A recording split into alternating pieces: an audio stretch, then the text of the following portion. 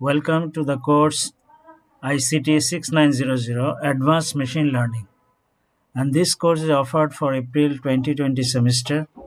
Today I will cover lecture 1, which is introduction. In fact, introduction to the course and also introduction to machine learning. My name is SM Lutful Kabir. I am a professor of IICT Buet and I will be conducting this course for you.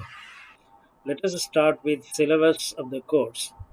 You can see the topics that we'll cover in the lectures is given in this slide, and it's basically different algorithms, supervised and unsupervised learning algorithm we'll cover, and most importantly we'll discuss about the techniques or the situations where the machine learning algorithm should be applied and how to design machine learning systems.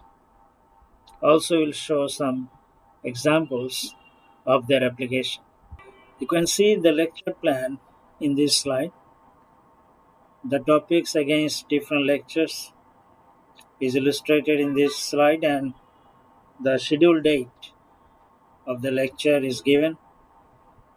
If certain lecture cannot be held for different reason, then makeup class will be held and that will be announced to you in due time.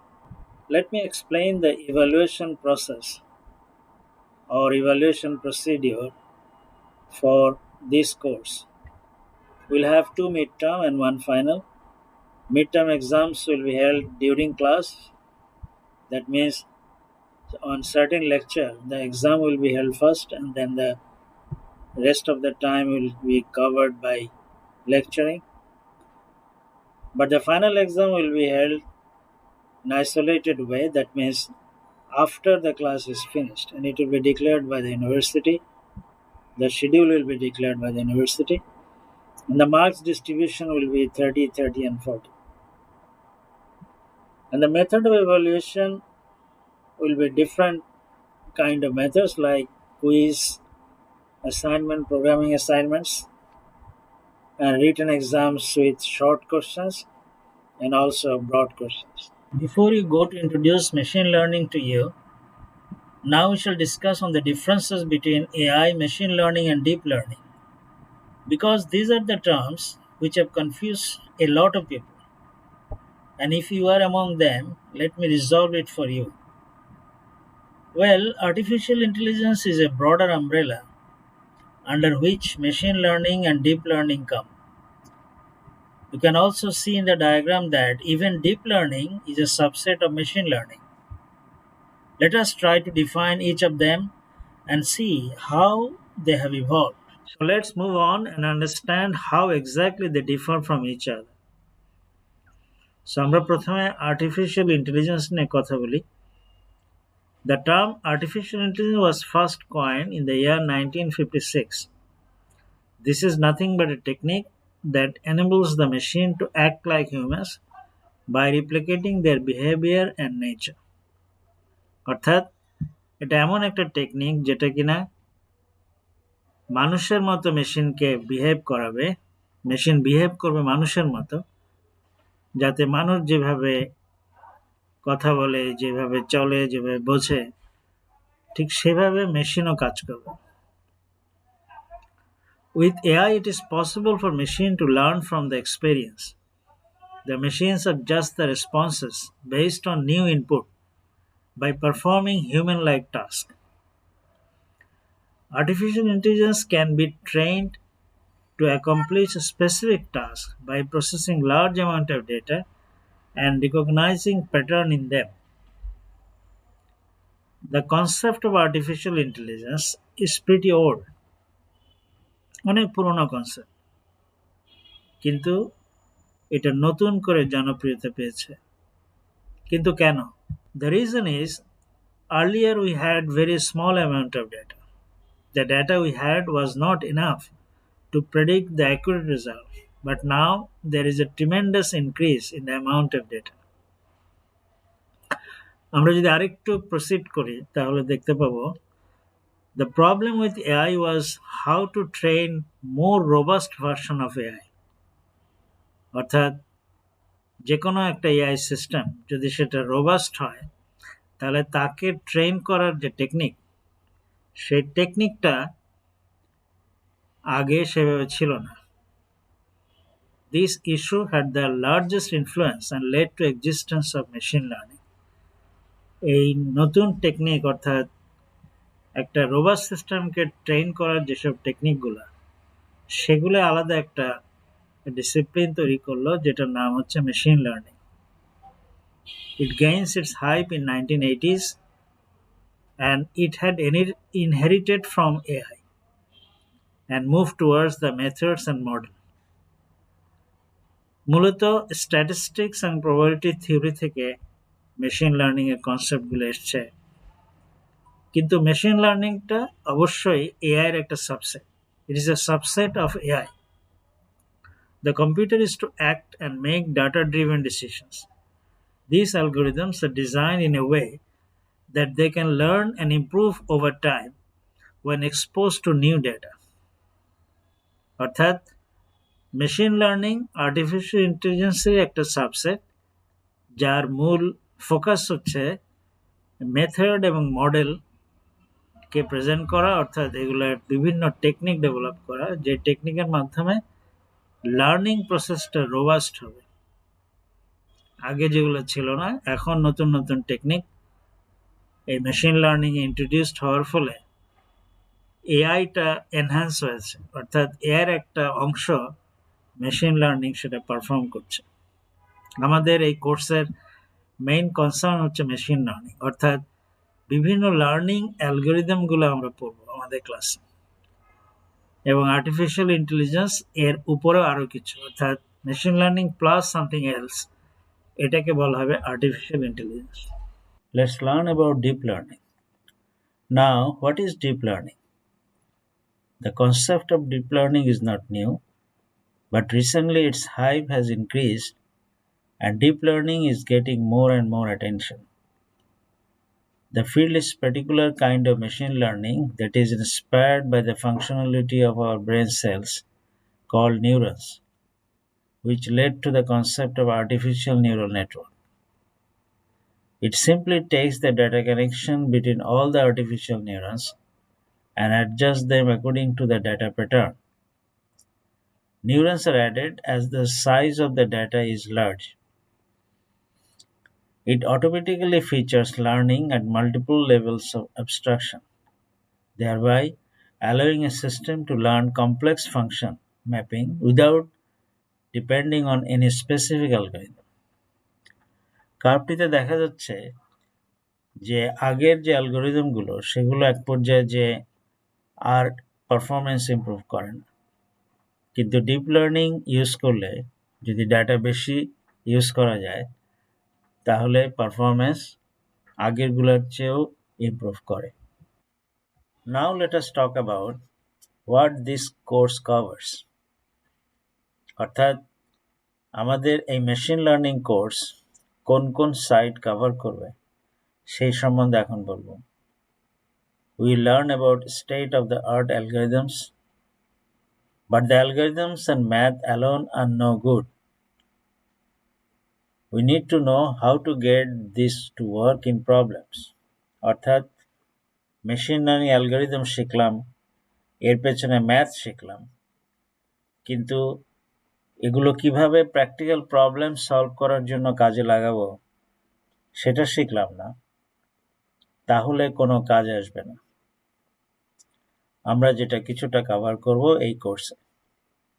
Why is ML so prevalent? Machine learning কেন এত ব্যাপক ব্যবহার হচ্ছে? Because it grew out of AI. AI ব্যবহার করতে যেয়ে machine learning algorithm ব্যবহার হয়, অর্থাৎ মেশিন লার্নিং অ্যালগোরিদম যদি কেউ না জানে তাহলে সে AI ভালো মতো ব্যবহার করতে পারবে না। You can program a machine how to do some simple thing. For the most part, hardwiring AI is too difficult. Best way to do it is to have some ways for machines to learn things themselves. Machine নিজে নিজে learn করতে পারবে এইভাবে ব্যবস্থা করতে হবে। আর it is a mechanism for learning. If a machine can learn from input, then it does the hard work for you. অর্থাৎ আমি যদি মেশিনকে লার্ন করাতে পারি, তখন মেশিন সিমিলার প্রবলেমের জন্য, যেটা কিনা লার্নিং এর মধ্যে ছিল না, সেটাকেও সে সলভ করতে পারবে। For the time being, pause this video and let us watch a video that I have supplied to you, and that video is on 10 applications of machine learning. এখন আমরা আলোচনা করব what is machine learning. In this lecture, we will try to define what it is and also try to give you a sense of when you should use machine learning. কোন কোন ক্ষেত্রে machine learning apply করব। Even among machine learning's practitioners, there is not a well accepted definition of what is and what is not machine learning. But let me show you a couple of examples of the ways that people have tried to define it. Here is the definition of what is machine learning, and that is due to Arthur Samuel. He defined machine learning as the field of study that gives computers the ability to learn without being explicitly programmed.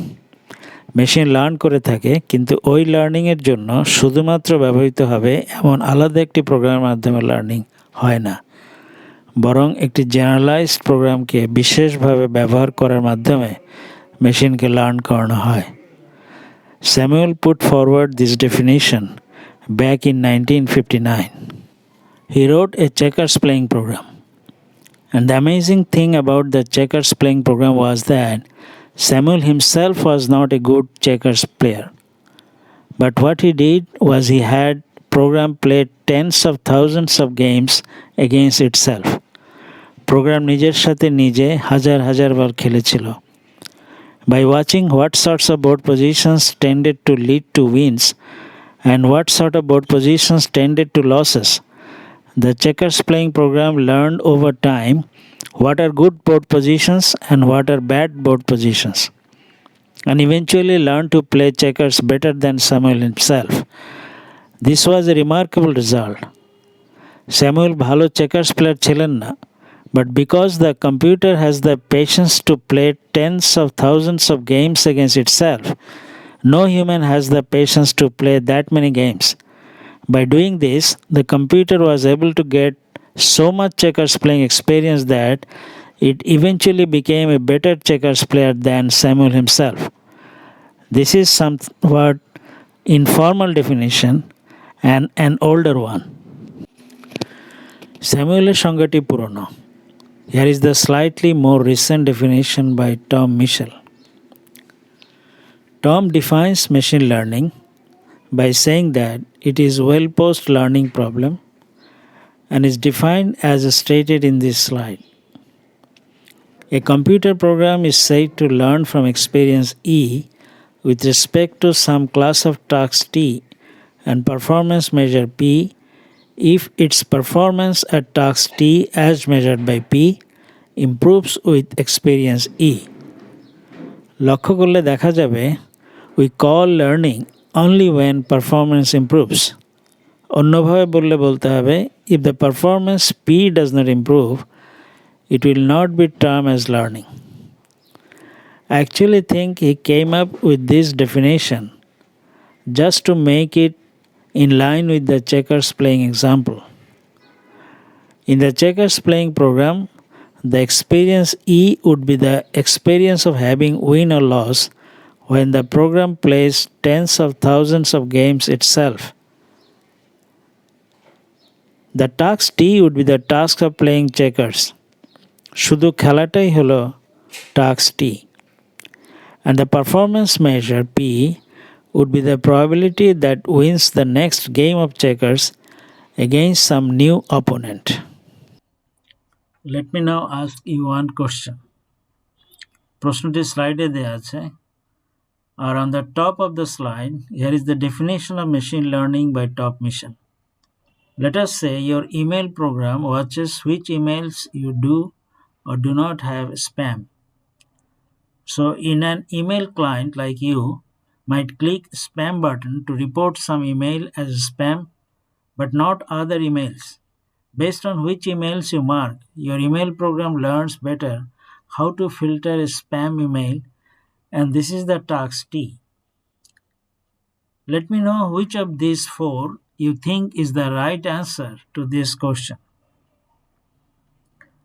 Hopefully you got that number 1 is the right answer. Classifying email is the task T. শুধু mark করাটাই হলো task T. In fact, this definition defines the task T, a performance measure P, and some experience E. So watching your labeled emails as a spam or non-spam, this would be the experience E, and the fraction of emails correctly classified, that might be our performance measure P. In this way, our task T enables the computer to gain the experience E, and finally the performance measure P improves. In this course, I hope to teach you about various types of learning algorithms. There are several different types of learning algorithms.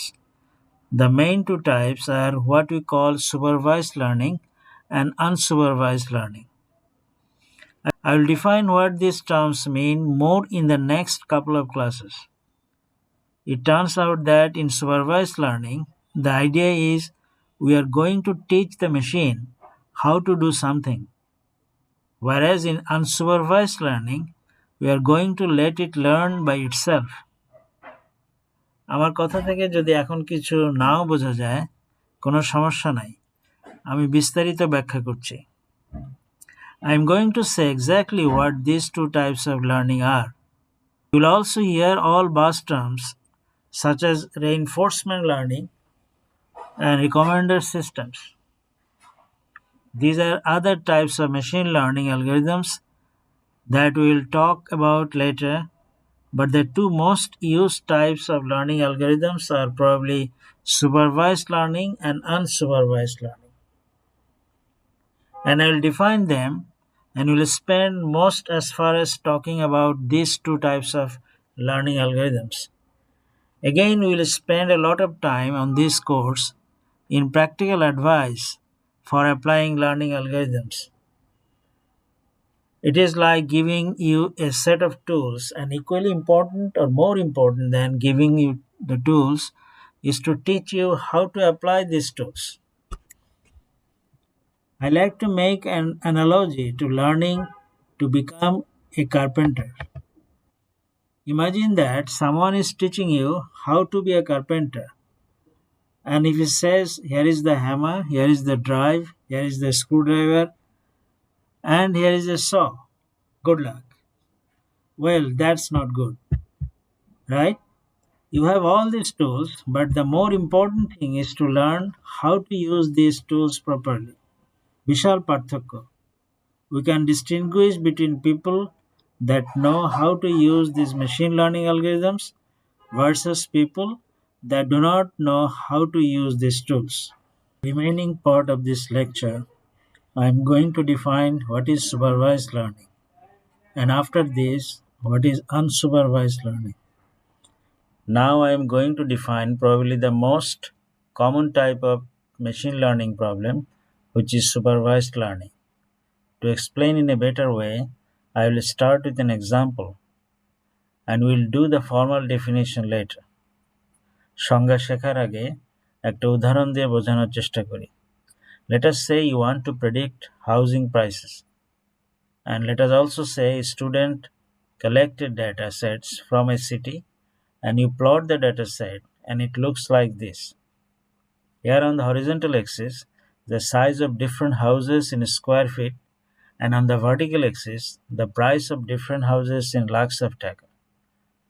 So given this data, let us say you have a friend who owns a house which is 750 square feet of area, and they are hoping to sell the house, and they want to know how much they get from the house. So how can you use the learning algorithm to help him? যে এরিয়ার মূল্য given ডাটাসেটে নাই এমন একটা এরিয়ার বাড়ির মূল্য সে জানতে চায়। One thing a learning algorithm might be able to do is to put a straight line through the data. So a straight line is fitted to the data, and based on that, it looks like maybe their house can be sold by about 190 lakhs of টাকা। যদি বাড়ির মূল্য সরলরেখায় vary করে তখন 750 square ফিটের বাড়ির মূল্য হবে 190 লক্ষ টাকা। But maybe this is not the only learning algorithm. There might be a better one. For example, instead of fitting a straight line to the data, we might decide that it's better to fit a quadratic function or a second order polynomial to this data. And if you do that to make a prediction, then it looks like maybe they can sell the house close to 210 lakhs of টাকা। যদি বাড়ির মূল্য দ্বিঘাত সমীকরণে vary করে তখন 750 square ফিটের বাড়ির মূল্য হবে 210 লক্ষ টাকা। One of the things we'll talk about later is how to choose and how to decide, do you want to fit a straight line or do you want to fit a quadratic function to the data? Each of these would be a fine example of learning algorithms. So this is an example of supervised learning algorithm, and the term supervised learning refers to the fact that we gave the algorithm a data set in which the right answers were given. That is, we gave it a data set of the houses in which for every size we told it what is the right price, what was the actual price, and that holds. And the task of the algorithm was to just produce more of these right answers, such as for this new house, you know that your friend may be trying to sell. এখন যে কোনো সাইজের বাড়ির মূল্য বের করা যাবে। Let us summarize the example problem. Given this data, a friend has a house of 750 square feet. How much can they be expected to get? What approaches can we use to solve this? If we fit a straight line through the data, maybe its price would be 190 lakhs of taka. And if it is second order polynomial, then it could be 210 lakhs of taka. One thing we discussed later, how to choose a straight or curved line. Each of these approaches represent a way of doing supervised learning. What does it mean? We gave the algorithm a dataset where a right answer was provided, so we know actual prices for houses. We can learn what makes the price a certain value from the training data. The algorithm should then produce more right answer based on new training data where we do not know the price already. That is, predict the price. This is also called a regression problem. And by regression problem, we mean we are trying to predict a continuous value output, namely the price. The prices are actually discrete value, but usually we think of the price of a house as a real number or a scalar number, as a continuous value number. And the term regression refers to the fact that we are trying to predict this sort of a continuous value. Given ডাটাগুলো দিয়ে একটি সমীকরণ বের করা হয়, ফলে যে কোনো বাড়ির এরিয়ার মূল্য বের করা সম্ভব হয়। এই জন্য এটাকে বলা হয় regression problem. There is another supervised learning example. Let us say you want to look at medical records and try to predict a breast cancer as malignant and benign. A malignant tumor is a tumor that is harmful and dangerous, and a benign tumor is a tumor which is harmless. If someone discovers a breast tumor, a lump in their breast, so obviously people care a lot about this. Let us see the collected data set, and suppose on the horizontal axis the size of the tumor, and on the vertical axis I have plotted 1 or 0, malignant which is 1 and 0 of not malignant or benign. So let us say your data set looks like this. In this example, I have 5 examples of benign tumors shown with a vertical axis value of 0 and 5 examples of malignant tumors shown with a vertical axis of 1. And let us say one of our friends who tragically has a breast tumor. And let's say her breast tumor size may be somewhere around the value shown with a green arrow in the slide. The machine learning question is, can you estimate what is the probability? What is the chance that the tumor is malignant versus benign? This is an example of classification problem. The term classification refers to the fact that here we are trying to predict a discrete value of output, 0 or 1, malignant or benign. And it turns out that in classical problems, sometimes you can have more than two values. As a complete example, maybe there are three types of breast cancers. And so you may try to predict the discrete value output 0 or 1 or 2 or 3. Where 0 may mean benign tumor, so no cancer, and 1 may mean type 1 cancer, and 2 may mean the second type of cancer, and 3 may mean a third type of cancer. But this would also be a classification problem because the output values are discrete value corresponding to no cancer, cancer type 1 or cancer type 2 or cancer type 3. In classification problems, there is another way to plot this data. Let me show you what I mean. I am going to use a slightly different set of symbols to plot this data. If tumor size is going to be the attribute that I am going to use to predict malignancy or benignness, I can also draw my data like this. I am going to use different symbols to denote my benign and malignant or negative or positive examples. So instead of drawing crosses, I am now going to draw holes or circles for the benign tumors, and I am going to keep using crosses to denote my malignant tumors. I hope this makes sense. Now in this example, we use only one feature or one attribute, namely the tumor size, in order to predict whether the tumor is malignant or benign. In other machine learning problems, we may have more than one feature or more than one attribute. Here is an example. Let us say instead of just knowing the tumor size, we know about the age of the patient. The data may look like that is shown in the diagram. On the x-axis, we put tumor sizes, and on the y-axis, we put ages. The point marked are either cross or circle, depending on malignant or benign. Let us say you have a friend who tragically has a tumor, and maybe her tumor size and age fall around there, which is shown with an arrow. So given the data set like this, what the learning algorithm may do is fit a straight line to the data and try to separate out the malignant tumors from the benign ones. And so the learning algorithm may decide to, for the straight line like that, to separate out the two classes of tumors. A more complex function can be found to define the two groups. We'll discuss how to find that function. Then when you have an individual with a specific tumor size and who is a specific age, you can hopefully use this information to place them into one of your classes. যেমন উদাহরণস্বরূপ তোমার বন্ধুর কেসটি malignant এরিয়াতে পড়েছে, অর্থাৎ এখান থেকে লার্নিং অ্যালগরিদমের সাহায্যে আমরা বলতে পারছি যে এই সাইজ এবং এই এইজের হলে পরে তার কেসটা হবে malignant. We'll often have more features, and the people who work on this problem actually use other features like clamp thickness, uniformity of tumor, tumor shape, etc., and other features as well.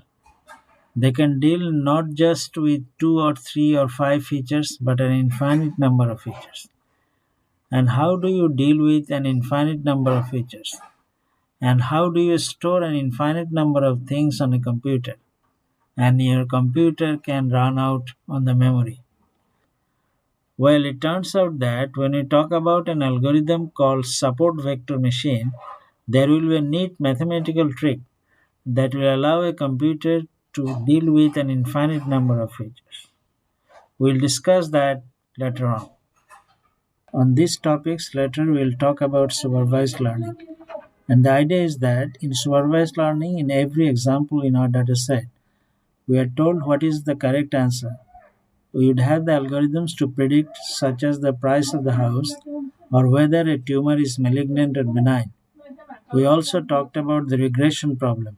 And by regression, it means that our goal is to predict a continuous valued output. And we talked about the classification problem, where the goal is to predict a discrete value output. Let us discuss about two quizzes. Quiz number one. Let us say you have a large inventory of identical items to sell and you want to predict how many of these items you will be able to sell over the next 3 months. Quiz number two. Let us say you want to write software to examine whether or not the accounts of the employees has been hacked or not. For the two quizzes, whether the problem is a classification problem or regression problem. Hopefully you got the answer for quiz number one, which is a regression problem. Because if I have to know the sell volume for thousands of items, I would probably just treat this as a continuous value, and therefore the number of items I sell as a continuous value. And for the second problem, I would treat that as a classification problem because I might set the value I want to predict to be 0 to denote the account has not been hacked and set the value 1 to denote an account that has been hacked. I will have an algorithm try to predict each one of these two discrete values. I would therefore treat it as a classification problem. So that's all for the introduction to supervised learning. And in the next slide, we'll start talking about unsupervised learning, which is the other major category of learning algorithm. From this slide, we'll talk about the second major type of machine learning problem called unsupervised learning. Up to last slide, we talked about supervised learning. In case of classification problem of supervised learning, we dealt with data sets where each example was labeled either as a positive or negative example, whether it was benign or a malignant tumor. So for each example in supervised learning, we are told explicitly what is the so-called right answer, whether it is benign or malignant. In unsupervised learning, we are given data that looks different. In given data that looks like this, that does not have any labels or that of all has same level or really no labels. So we are given the data set and we are not told what each data point is. Instead, we just told here is the data set. Can you find some structure in the data? Given this data set, an unsupervised learning algorithm might decide that the data lives in two different clusters, cluster 1 and cluster 2 as shown in the slide. So the unsupervised learning algorithm may break this data into two separate clusters. So this is called clustering algorithm and this turns out to be used in many places. One example where clustering is used is in Google News. You can actually go to the URL news.google.com to take a look what Google News does. Every day it goes and looks at tens of thousands or hundreds of thousands of news stories on the web and it groups them into cohesive news stories. If I type news.google.com, the screen will appear, and if I type a topic, for example, Royal Bengal Tiger,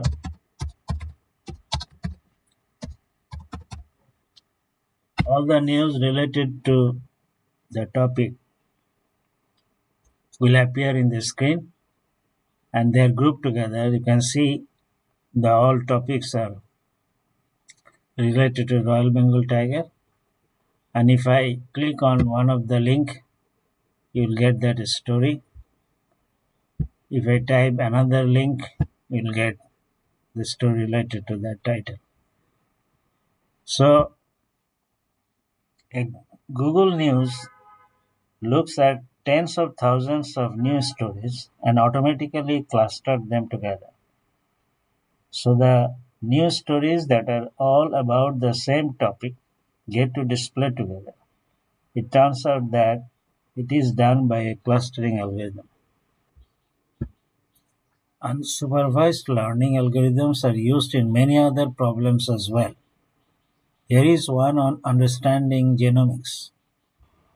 Here is an example of DNA microarray data. The idea is you have a group of different individuals, and for each of them, you measure how much they do or do not have a certain gene.